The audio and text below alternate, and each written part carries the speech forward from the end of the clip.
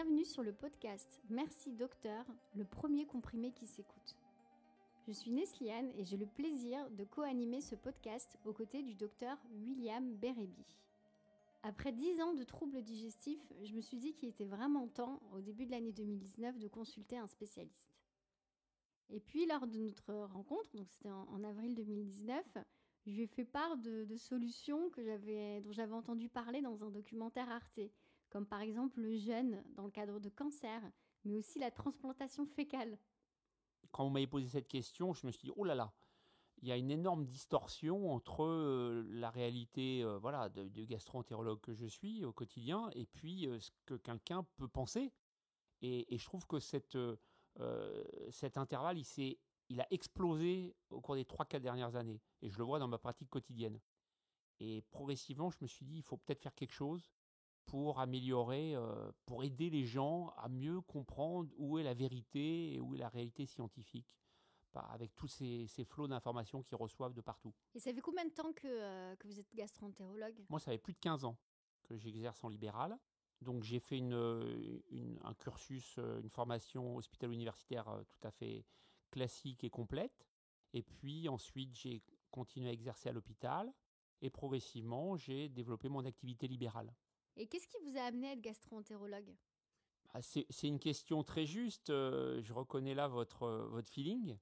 La motivation et, entre guillemets, la vocation m'est venue il y a longtemps, puisque à l'âge de 13 ans environ, mon père avait une maladie digestive grave. Je l'ai vu un petit peu pas pris en charge d'une façon complètement adaptée à l'époque. Et finalement, un jour, je l'ai retrouvé aux urgences, opéré en urgence. Et dans mes yeux d'enfant de 13 ans, j'ai voulu soigner des gens dans cette spécialité-là, donc dans la gastro-entérologie. Et c'est comme ça, et pour ça, que je suis devenu gastro-entérologue. Et vous m'avez dit que vous étiez également interniste. Moi, j'ai jamais entendu ce terme. Tout à fait. Alors, ma formation de base, c'est gastro-entérologue et hépatologue. Mais comme j'ai écrit des livres, progressivement, j'ai eu le goût de la pédagogie et j'ai commencé à écrire des ouvrages médicaux, donc à destination des internes, des externes, des médecins généralistes également. Et progressivement, je me suis aperçu que la gastroentérologie et l'hépatologie, c'était trop fermé, en quelque sorte. Et j'ai ressenti le besoin d'être transversal, c'est-à-dire de communiquer avec les autres spécialités. Et la médecine interne, en fait, c'est une spécialité où les différentes spécialités, donc cardiologie, dermatologie, rhumatologie, gastro-entérologie, viennent un petit peu s'enchevêtrer. Et c'est en fait considérer le patient non pas comme plein d'organes séparés, mais comme une personne unique avec des interférences et des interfaces entre les différentes spécialités. C'est ça la médecine interne. Et moi, ce qui m'intéresse, c'est de voir le patient dans sa globalité et pas uniquement d'une façon trop fermée. Alors, le livre dont vous parle le docteur, c'est Diagnostic et thérapeutique du symptôme à la prescription aux éditions Vibert. Alors, comme il vient de vous le préciser, c'est pas un ouvrage dédié au grand public, donc on va pas vous conseiller de l'acheter. Pour vous dire, moi je l'ai sous les yeux, là ça ressemble à un dictionnaire. Oui, j'ai presque Une 2000 pages. encyclopédie Larousse. Donc, Diagnostic et thérapeutique, donc c'est la 8e édition. Je l'ai écrit en collaboration avec de nombreux confrères, hospitalo-universitaires pour la majorité.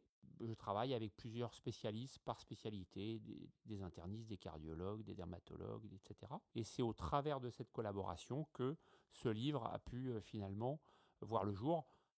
Donc la particularité du livre, c'est en fait de partir du symptôme, contrairement aux ouvrages traditionnels où on part de la maladie. Donc c'est un ouvrage qui nécessite vraiment une très grosse masse de travail. Ce travail d'équipe a permis d'aboutir au résultat d'aujourd'hui. J'ai senti lors de notre première consultation que vous étiez vraiment très à l'écoute. Donc ça, c'est quand même assez rare pour le souligner. Et surtout que vous étiez pédagogue. Parce que j'avais enfin compris des termes scientifiques, médicaux, que je comprenais absolument pas, sachant que j'étais une quiche en SVT. Tout à fait. Moi, j'aime expliquer. J'ai toujours aimé expliquer. Dans mes études de médecine, dès que j'étais externe, puis interne, etc., j'ai aimé transmettre.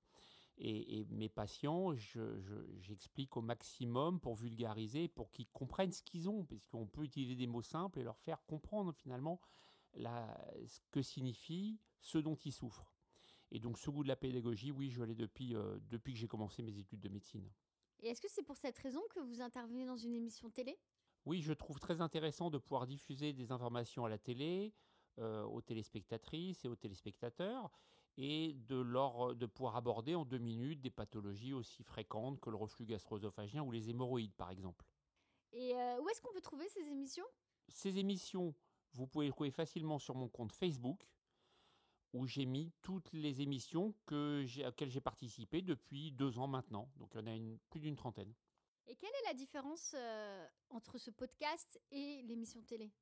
Alors le format de 2 minutes à la télé, c'est très bien, mais des fois c'est un peu court en fait pour expliquer au grand public des maladies complexes comme la maladie de Crohn, ou bien des entités très importantes et complexes aussi comme le microbiote intestinal.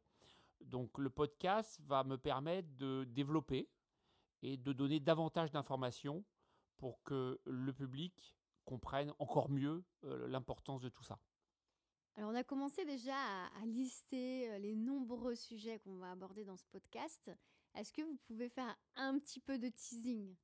Ce qui m'intéresse aujourd'hui, c'est la gastro-entérologie, la médecine interne, et puis vient se greffer 2 paramètres récents.